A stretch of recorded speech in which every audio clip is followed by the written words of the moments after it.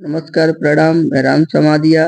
उम्मीद है कि आप सभी लोग अच्छे होंगे, खुश होंगे, स्वस्थ होंगे। यदि आपने चैनल को सब्सक्राइब नहीं किया है तो प्लीज़ कृपया करके चैनल को सब्सक्राइब कर लीजिए, जिससे कि ये सफ़र यूँ ही चलता रहे और ये जो छोटी-सी जो ये फैमिली है यूट्यूब की, वो धीरे-धीरे करके यूँ ही बड़ी होती रहे और ये क्रम जो है सच्ची घटनाओं का जो मैं लेकर के आता हूँ, इनका सिलसिला यूँ ही चलता रहे।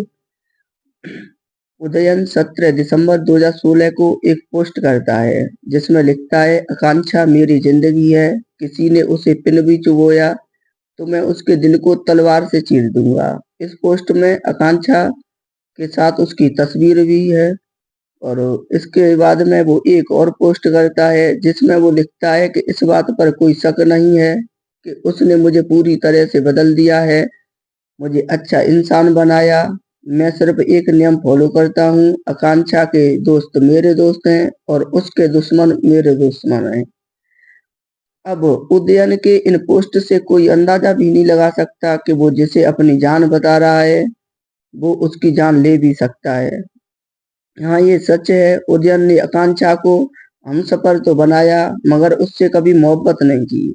क्योंकि जिसके ज़हन में हवस और उसके किरदार में कभी इश्क हो ही नहीं सकता। जिसके ज़हन में हवस हो, तो सिर्फ आशिक ने अपनी प्रेमिका का मर्डर करने के बाद उसकी लाश को अपने ही बेडरूम में दफन कर दिया था। कातिल की कहानी आपके रोंगटे खड़ी कर देगी। उदयन कितना बेरहम था, इसका अंदाजा इस बात से लगाया जा सकता है कि उसने अपने सभी जो सबसे जो करीबी 3 लोगों की हत्या की। उनमें उसके सगे माँ-बाप भी थे, जिनकी ये इकलौती औलाद था और ये इकलौती औलाद ही उनकी मौत की वजह बनी। वहीं जिस गर्लफ्रेंड को वो अपनी बीवी बनाने का दावा करता था, उसने उसे भी नहीं बख्शा।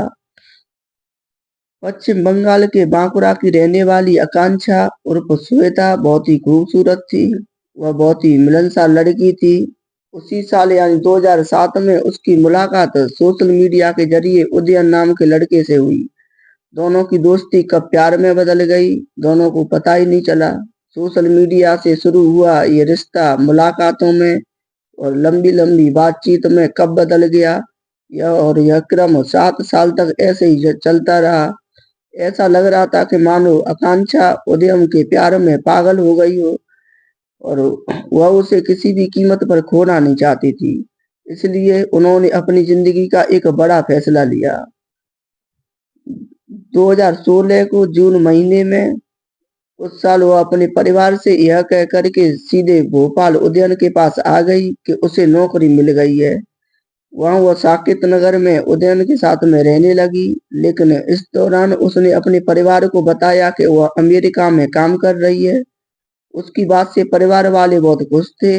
उन्हें लगा कि आकांक्षा ने बड़ी सफलता हासिल की है। परिवार वालों में बहुत ही खुशियों का माहौल था। रिश्तेदारों में भी तमाम रिश्तेदारों में भी काफ़ी खुशियाँ थीं। आकांक्षा ने बहुत ही मेहनत की है, बहुत अच्छा नाम रोशन किया है घर परिवार का। उसकी जो है जॉब अमेरिका में लग गई है, अब अमेरिका में ही रह रही है।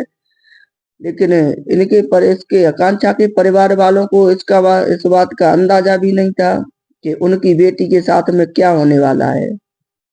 तभी अचानक आकांक्षा ने अपने परिवार से बात करना बंद कर दिया। अब परिजनों ने काफी प्रयास किया, लेकिन कुछ पता नहीं चल सका। इसके बाद में आकांक्षा के भाई ने उसका नंबर ट्रेस किया तो उसकी लोकेशन जो थी वो भोपाल में मिली। अब जब उसके परिवार को शक हुआ कि आकांक्षा भोपाल में उदयन के साथ में रह रही है, तो अब उसके घर वालों को उसकी चिंता भी सताने लगी, क्योंकि उन्हें तो अभी तक यही लग रहा था कि उनकी बेटी जो है वो अमेरिका में रह रही है, वहां पे उसकी रह करके वो जॉब कर रही है।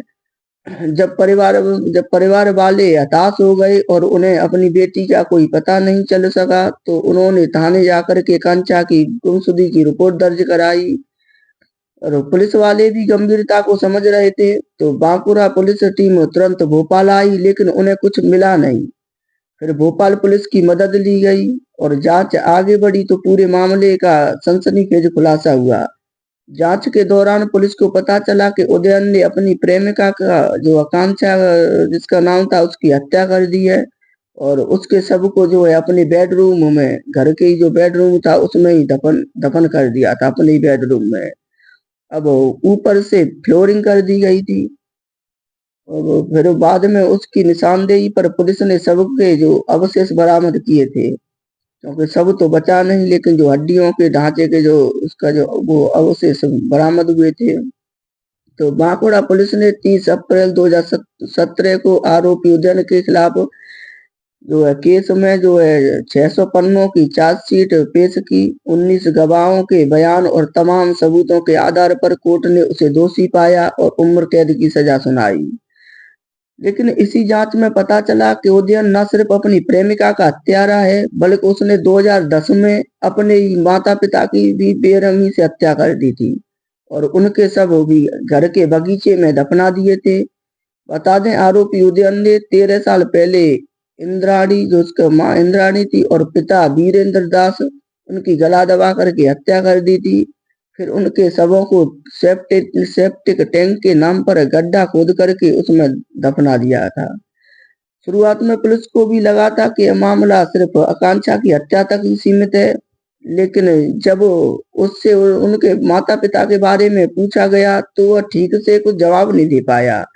अब ऐसे में पुलिस को शक हुआ और फिर उससे कुछ सख्ती से पूछताछ हुई तो उसने खुलासा किया। वो काफी चौंकाने वाला था। उसने बताया कि माँ इंद्राणी और पिता जो थे, जो वीरेंद्र दास, उसकी उसने 2010 में ही हत्या कर दी थी और उनके शवों को रायपुर स्थित उनके घर के बगीचे में दफना दिया था। पहले उसने पुलिस को झूठ बोला था कि माँ अमेरिका में रहती थी और जबकि पिता की बीमारी से मौत हो गई थी, जबकि उसने पहले माँ को मारा फिर पिता की हत्या कर दी थी। इतना ही नहीं, ये इतना शातिर था कि इसने उनकी मौत के बाद फर्जी दस्तावेजों के जरिए 7 साल तक अपनी माँ के नाम पर पेंशन लेता रहा। फिर बाद में उसने वो मकान भी बेच दिया रायपुर वाला और फिर भोपाल में रहने लगा। अब बंगाल के बांकुरा की फास्ट ट्रैक कोर्ट ने 2020 में उसे आजीवन की कारावास की सजा सुनाई थी। फिर इसके बाद में रायपुर जिला न्यायालय ने भी उसे अपने माता पिता की हत्या के आरोप में जो है उसे आजीवन कारावास की सजा सुनाई। अभी उदयन दास अब पश्चिम बंगाल की एक जेल में है और आजीवन कारावास की सजा काट रहा है। लेकिन यहाँ पे अब सवाल यही है कि एक प्रेमिका जो अपने घर परिवार को छोड़ करके आई, जिसके लिए छोड़ करके आई, वो किस पर भरोसा करे। उसी प्रेमी ने जो उसके लिए ऐसी पोस्ट डालता था कि जो मेरी प्रेमिका को सुई भी चुभेगा तो मैं उसके दिल को तलवार से चीर दूंगा, और उसी जो है प्रेमी ने उसकी निर्मम हत्या कर दी।